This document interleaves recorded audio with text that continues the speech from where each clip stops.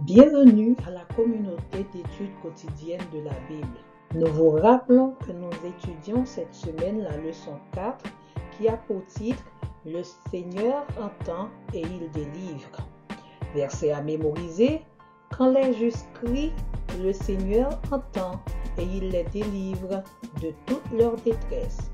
Psaume 34, verset 18. Aujourd'hui, c'est le mercredi 24 janvier 2024. Le titre de la leçon, c'est Défenseur et libérateur. Défenseur et libérateur. Paul a fait la description de l'histoire du peuple de l'Exode. Il a rappelé le parcours de ses ancêtres, les difficultés qu'ils ont eues en chemin, leur aventure commune parce qu'ils ont été baptisés en Moïse dans la nuée et dans la mer. Ils ont mangé au même endroit et ils ont bu les mêmes boissons.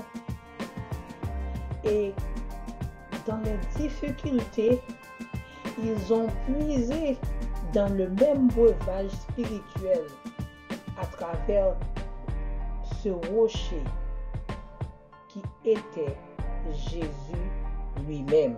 Alors, la libération du peuple d'Israël qui a été assujetti par le peuple égyptien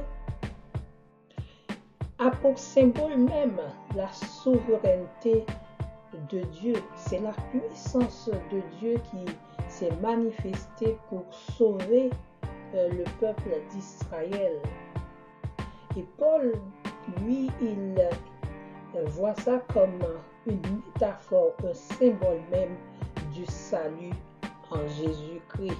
La souveraineté du Créateur de l'univers sur les forces de la nature a été manifestée dans la libération du peuple lors de l'Exode.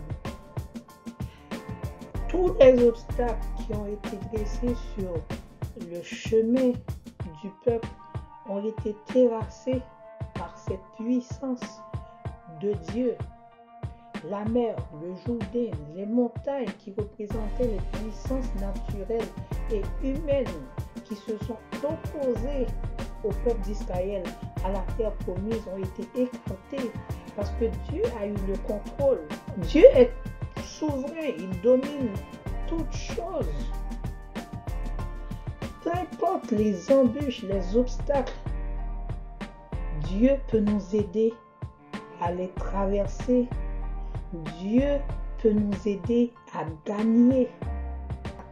Le Créateur du ciel et de la terre, à travers Jésus-Christ, a calmé la tempête.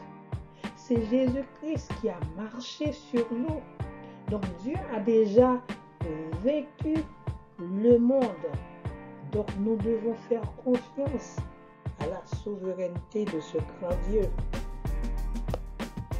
Toute cette magnificence de Dieu dans l'Exode devrait faire trembler toute la terre. Car Dieu est un Dieu extraordinaire, c'est un Dieu grand, c'est un Dieu qu'on n'arrive même pas à trouver d'adjectif pour le décrire.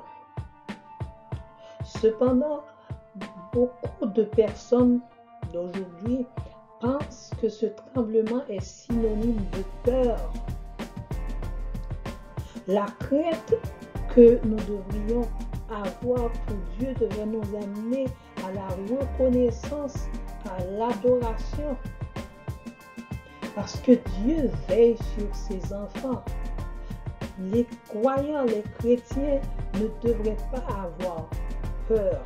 Nous devons adorer Dieu, nous devons faire la planche entre les mains du Seigneur parce que c'est lui qui nous a créés. Il nous connaît, il est notre ami, il est le souverain, il a le contrôle de tout.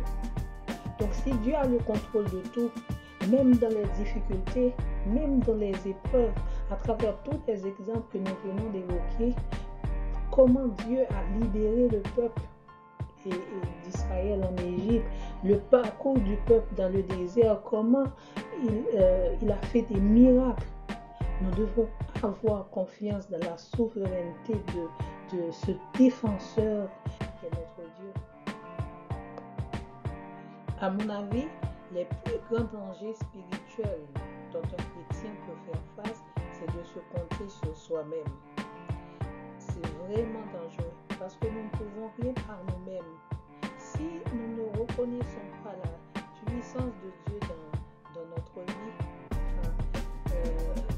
ce sera difficile pour nous autres en tant que chrétiens.